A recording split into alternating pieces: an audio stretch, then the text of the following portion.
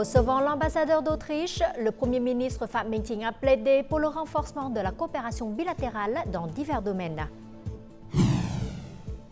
Des politiques révolutionnaires sont nécessaires pour éliminer les obstacles existants et stimuler le rôle pionnier des entreprises privées. Découverte de la fabrication artisanale du papier des peuples ethniques Nùng et Dao dans les provinces montagneuses du Nord, ce métier traditionnel continue d'être préservé.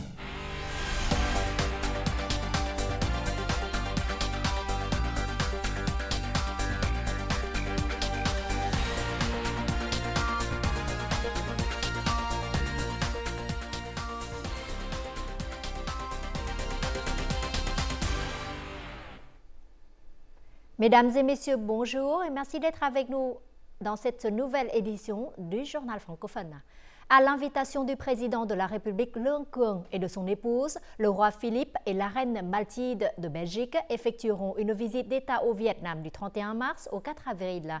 C'est ce qu'a annoncé ce jeudi le ministère des Affaires étrangères. Le déplacement du roi et de la reine de Belgique a pour objectif de consolider les liens d'amitié parlementaire entre le Vietnam et la Belgique. Le Premier ministre Phạm Minh Chính a reçu mercredi à Hanoï l'ambassadeur d'Autriche, Philippe Ogatonus. Le chef du gouvernement a fait valoir que l'approbation de l'accord de protection des investissements Vietnam-Union européenne par le Parlement autrichien et la levée du carton jaune sur les produits aquatiques vietnamiens favoriserait la coopération économique bilatérale. De son côté, l'ambassadeur Philippe Agathonus a affirmé que le Vietnam était l'un des partenaires clés de l'Autriche en Asie du Sud-Est. Il s'est engagé à approfondir les relations bilatérales et à explorer de nouveaux domaines de coopération, notamment les sciences, l'éducation, la cybersécurité et les infrastructures ferroviaires. La Fédération vietnamienne du commerce et de l'industrie VCCI a annoncé ce matin le rapport économique annuel de la région du delta du Mekong de 2024. L'un des points les plus positifs de l'économie du delta du Mekong a été un taux de croissance de 7,3%, soit plus élevé que le taux de croissance national. Les investissements publics dans les infrastructures de transport interrégional ont créé une force motrice importante à cette région, lui permettant de réaliser une valeur d'exportation de plus de 28 milliards de dollars, soit une augmentation de 15,9%. Et selon le rapport, le changement climatique et l'intrusion d'eau salée, ainsi que le risque d'un protectionnisme commercial mondial croissant, seraient les défis majeurs pour le delta du Mekong dans les temps à venir. L'économie privée est considérée comme le levier d'un Vietnam prospère, mais il reste encore de nombreux obstacles à surmonter pour que l'économie privée puisse maximiser son rôle et sa capacité à contribuer au développement du pays. De nombreuses entreprises privées ainsi que des investisseurs étrangers et des experts économiques ont proposé des politiques révolutionnaires pour éliminer les obstacles existants et stimuler le rôle pionnier du secteur privé. Dans le contexte de prêts limités à la production, cette entreprise a proposé une politique fiscale préférentielle axée sur les entreprises privées participant à la chaîne d'approvisionnement à l'exportation. Les taux d'imposition préférentiels l'aideront à disposer de suffisamment de capital pour investir dans la production. Lorsque des entreprises nationales produisent des biens destinés à être fournis à des entreprises étrangères ou participent à des chaînes d'approvisionnement à l'exportation, elles peuvent appliquer des incitations fiscales similaires. Afin d'optimiser le soutien fiscal et d'éviter que les entreprises ne deviennent dépendantes, le Vietnam devrait compléter les politiques préférentielles en direction des zones de développement spéciales. Chaque région donnera la priorité aux domaines technologiques potentiels. Une entreprise privée jouant le rôle de leader, guidant les PME pour développer ensemble la production.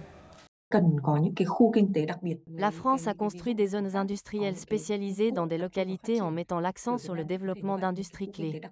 Le Vietnam peut appliquer cette approche en créant des zones économiques spéciales et en se concentrant sur des domaines clés dont la localité possède des atouts. Il est possible de construire un écosystème industriel concentré à Haiphong et dans les zones voisines. Outre les incitations fiscales, les experts recommandent de créer un environnement commercial favorable et stable pour les entreprises en garantissant la liberté d'entreprise, les droits de propriété et l'égalité des droits de concurrence de l'économie privée. La stabilité des politiques et des plans pour les 5 à 10 prochaines années est essentielle, car c'est le temps dont les entreprises ont besoin pour affirmer leur position. Toutes les réglementations doivent être appliquées de manière égale et claire à tous les secteurs économiques. Le Vietnam doit continuer à simplifier les procédures de création d'entreprises, de sorte qu'il faille moins d'une journée à un citoyen pour créer facilement une entreprise. Avec plus de 900 000 entreprises, le secteur économique privé crée actuellement plus de 40 millions d'emplois, représentant plus de 82% de la main-d'œuvre totale, ce qui démontre le rôle irremplaçable de ce secteur. Dans l'article « Développer l'économie privée, levier pour un Vietnam prospère », le secrétaire général Tô Lâm a proposé une vision stratégique pour 2030 avec l'économie privée contribuant à 70% du PIB, avec de nombreuses entreprises ayant la capacité de rivaliser à l'échelle mondiale, en maîtrisant la technologie et s'intégrant profondément dans la chaîne de valeur internationale. La société américaine SpaceX a obtenu le feu vert pour fournir des services Internet par satellite au Vietnam. Selon une décision récemment signée par le vice-premier ministre Nguyễn Chí Dũng, SpaceX sera autorisé à mettre en œuvre un programme pilote contrôlé dans des services de télécommunications impliquant une infrastructure de réseau satellitaire utilisant la technologie de l'orbite basse au Vietnam. La décision précise que la période d'essai devrait se terminer le 1er janvier 2031, avec un nombre maximal de 600 000 abonnements. Les services testés à l'échelle nationale comprendront des services fixes par satellite, tels que l'accès à l'Internet et la location de canaux pour la transmission mobile, ainsi que des services mobiles par satellite, tels que l'accès à Internet en mer et à bord d'avions. Pour développer les hautes technologies au Vietnam, la résolution 57 a choisi l'industrie des semi-conducteurs comme l'un des piliers.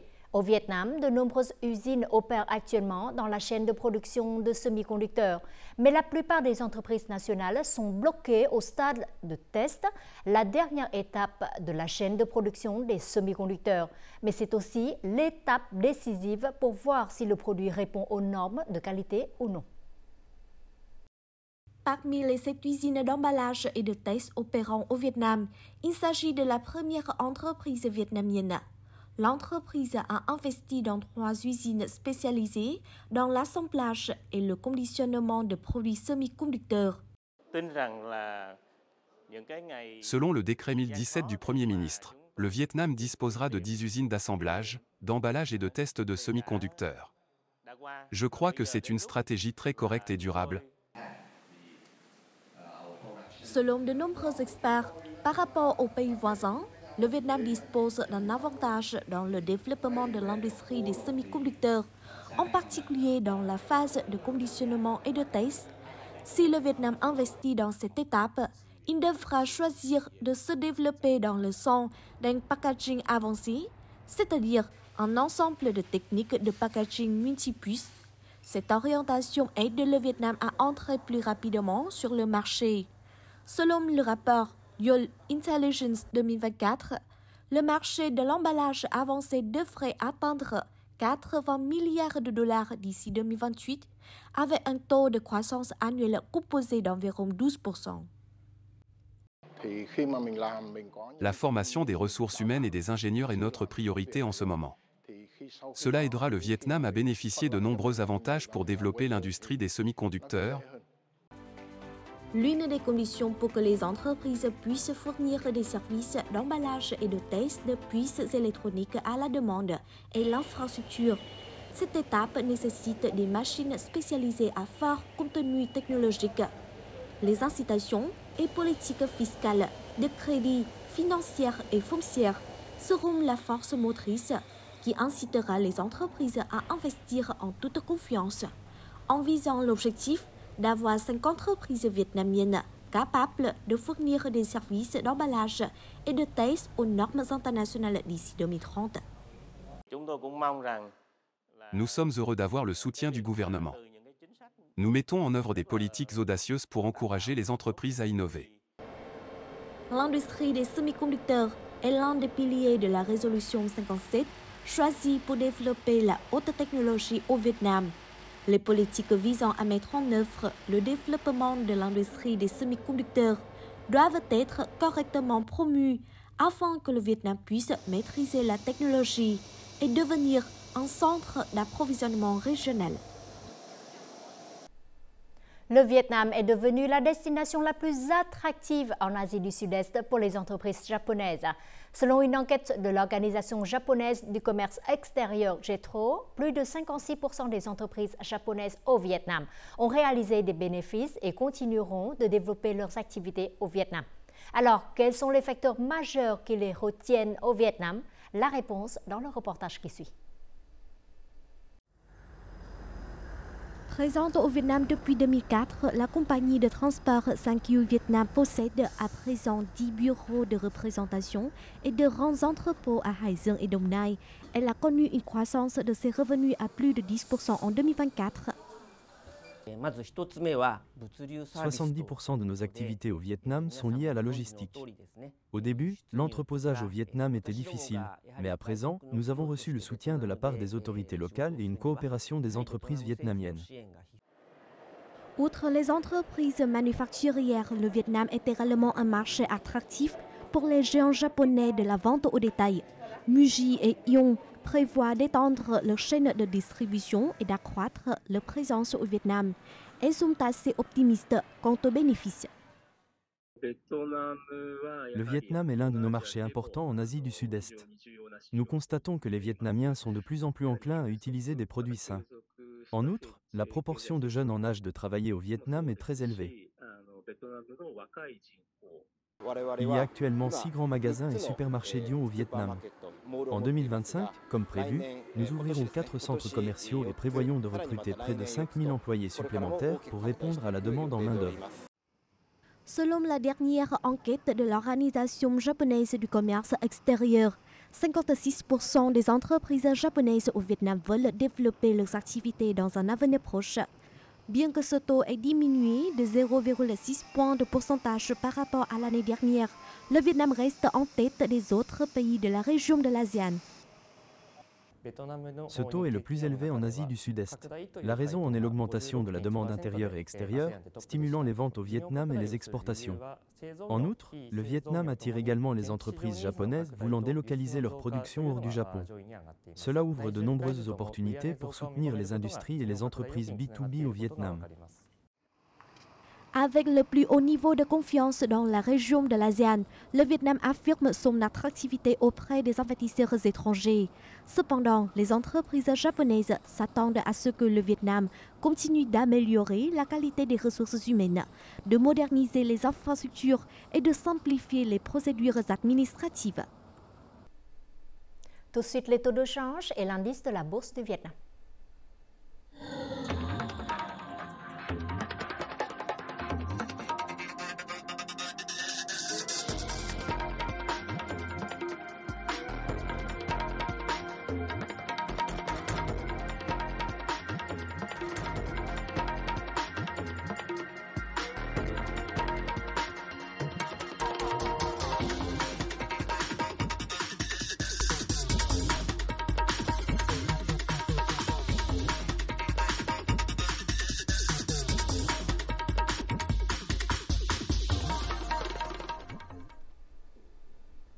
Ho Chi Minh Ville a accueilli 1 640 000 visiteurs étrangers au cours du premier trimestre de cette année, soit une hausse de plus de 18% par rapport à l'année précédente.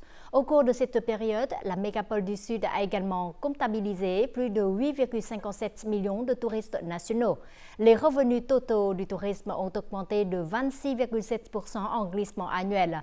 Et cette année, les circuits et produits touristiques liés au 50e anniversaire de la libération du Sud et de la réunification nationale attirent un grand nombre de visiteurs nationaux et internationaux. Dans 2 ans, l'île de Phu Quoc accueillera des milliers de délégués et dirigeants de grandes économies participant au forum de l'APEC 2027. C'est une excellente occasion pour Phu Quoc de faire une percée, affirmant sa position de pôle touristique et économique de premier plan dans la région et dans le monde. Et pour saisir cette opportunité, cette île doit améliorer ses infrastructures, moderniser son paysage urbain et agrandir ses installations d'hébergement et de conférences. Tout de suite, état de lieu. Les magasins sont en désordre, les rues sont étroites et les maisons sont construites sans planification. L'embellissement urbain est actuellement le plus grand défi de Phu Quoc. Pour accueillir l'APEC 2027, la ville doit construire un complexe multifonctionnel, comprenant un centre de congrès de 10 000 mètres carrés, une tour de 69 étages, des hôtels, un casino et une marina. Grâce à un financement social, cette énorme quantité de travail doit être réalisée en 2 ans. Certains craignent que la construction de ce projet rencontre des difficultés. Car Phu Quoc est une île, donc les conditions météorologiques peuvent également affecter l'avancement du projet. En outre, la méthode de transport des matériaux et la coordination entre l'agence de construction et l'agence de conseil en supervision de la construction sont également des questions auxquelles nous devons prêter attention. Bien que les projets liés à l'APEC bénéficient de mécanismes spécifiques, la principale préoccupation reste le défrichement des terrains. Avec près de 500 hôtels et complexes hôteliers offrant près de 13 000 chambres 4 et 5 étoiles, Phu Quoc peut sans problème accueillir les délégués de l'APEC et les touristes en même temps. Mais il y a une grande différence dans le paysage en dehors des routes principales et à l'intérieur des complexes hôteliers. Afin d'assurer une rénovation urbaine harmonieuse d'ici 2 ans, un comité de pilotage allant du niveau central au niveau local est nécessaire pour résoudre les problèmes et aider les investisseurs à respecter les délais de construction.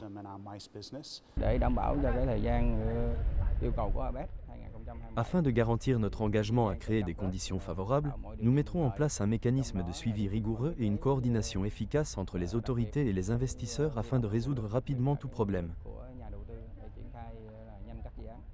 Les opportunités s'accompagnent de nombreux défis. Cela nécessite que les autorités locales prennent des mesures plus drastiques pour encourager les investisseurs à mettre en œuvre des projets à Phu Quoc. Grâce à cela, l'île aux Perles pourra faire une profonde impression sur la carte du tourisme mondial.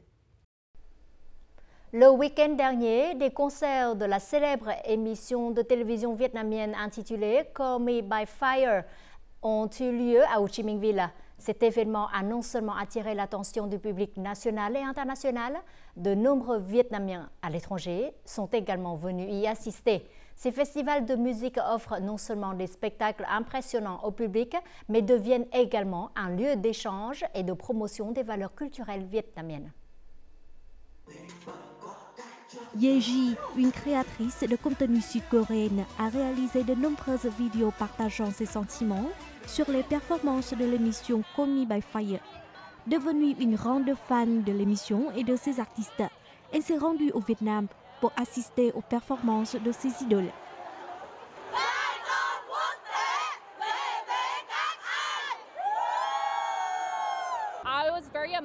J'ai été très impressionnée par le talent du metteur en scène pour créer une scène véritablement professionnelle. Les danses et les costumes traditionnels sont soigneusement préparés. Cela m'a beaucoup surpris. Tous ces éléments se combinent harmonieusement pour créer un chef-d'œuvre. La musique est devenue un lien fort, reliant les Vietnamiens vivant à l'étranger à leur patrie. Plus de 300 fans de 25 pays sont venus au Vietnam pour découvrir les valeurs culturelles du pays, mises en valeur lors du concert. Ce programme n'est pas seulement un programme de divertissement. Pour quelqu'un qui vit loin de son pays natal comme moi, il nous aide à mieux comprendre les valeurs culturelles traditionnelles, parce que ces beautés sont transmises au public par les artistes dans leurs performances. J'ai été attirée par les valeurs traditionnelles que le programme honorait. Pour les Vietnamiens vivant à l'étranger, cela nous aide à apaiser notre mal du pays. Nous sommes très fiers d'assister au développement du Vietnam et souhaitons partager la culture vietnamienne avec le monde. C'est pourquoi je suis venue à ce concert. Grâce à ses performances musicales innovantes, à sa richesse culturelle et au soutien indéfectible des fans, ce concert de musique a été couvert par plus de 500 médias internationaux. Les éléments de la culture traditionnelle vietnamienne peuvent devenir viraux dans le monde entier. Je suis vraiment impressionnée. Les fans et les artistes s'efforcent de préserver et de diffuser les valeurs culturelles traditionnelles vietnamiennes, en particulier dans le contexte moderne d'aujourd'hui. Auparavant, les Vietnamiens devaient aller à l'étranger pour assister à des concerts. Mais maintenant, nous devons retourner au Vietnam pour y assister. Je trouve que la qualité des concerts au Vietnam s'est considérablement améliorée. Le soutien enthousiaste des fans nationaux et étrangers prouve l'attrait croissant des événements musicaux vietnamiens. Cela ouvre également une nouvelle voie pour le développement de l'industrie du divertissement au Vietnam.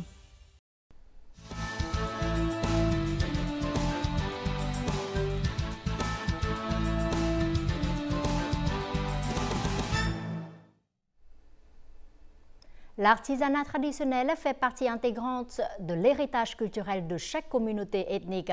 Il ne s'agit pas seulement d'un travail, mais aussi d'un lien étroit avec les croyances, les fêtes et la vie spirituelle des minorités ethniques. Dans les provinces de Cao Bằng et Hà Giang, au nord, quelques villages des Nung et Zao sont réputés pour la fabrication traditionnelle de papier. Et grâce à cet artisanat, le savoir populaire est préservé et perpétué. Tout de suite, récit de Thu Hiền.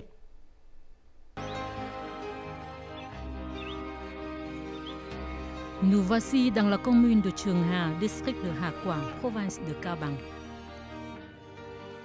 La plupart de la population sont issus de l'ethnie Nung. La fabrication du papier n'est pas seulement un métier traditionnel, mais aussi la fierté des habitants. Après chaque récolte, les femmes s'affairent à fabriquer du papier afin de préserver un élément culturel unique qui existe depuis de nombreuses générations.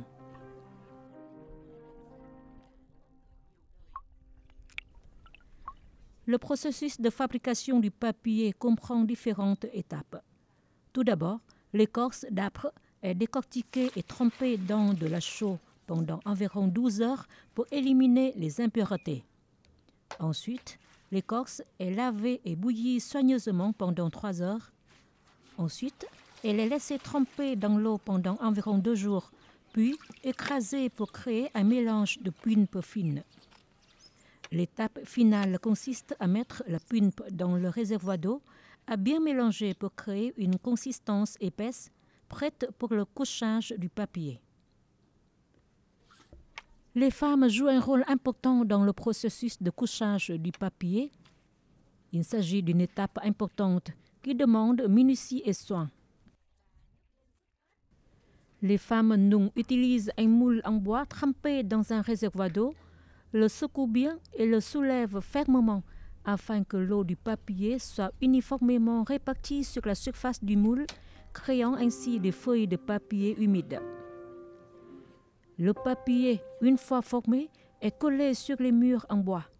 Le séchage dure d'1 heure jusqu'à 3 jours en fonction du temps.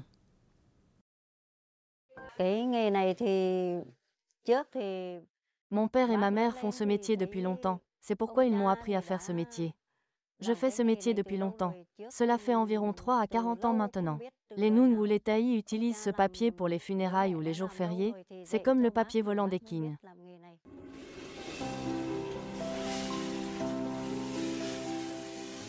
Comme les Nung de Cao Bằng, le métier de fabrication du papier est également un métier traditionnel des Zao, dans la commune de Thanh Sơn, district de Bắc Quang, province de Hà Giang. Comme le processus est entièrement artisanal, les Zao utilisent uniquement des matériaux naturels, tels que le bambou et une vigne spéciale pour créer la colle. De nos jours, la fabrication du papier est devenue l'activité principale de plus de 90% des ménages du village. Les Zao de Thanh Sơn font du papier toute l'année, mais la fabrication connaît son pic après la saison de récolte. La famille de Madame Lý Thị Hồng se consacre à ce métier depuis plus de 30 ans.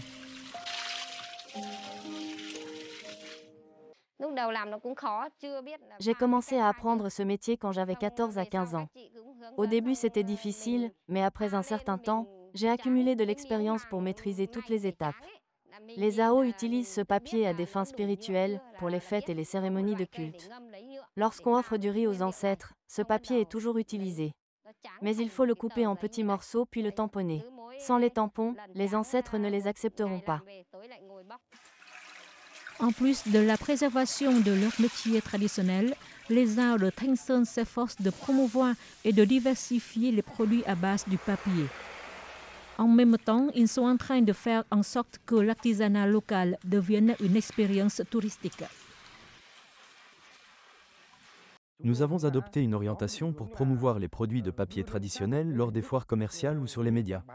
Mais le but principal est d'offrir aux visiteurs l'opportunité de découvrir un artisanat traditionnel et de participer aux activités de fabrication de papier des minorités locales. Bien que le temps et la vie moderne aient beaucoup changé, la fabrication du papier des Nung et des Ao est toujours préservée. Les feuilles de papier fines mais résistantes, fabriquées par les mains habiles d'artisans minoritaires, servent de lien entre le passé et le présent. Voici les prévisions météo dans les principales villes du Vietnam.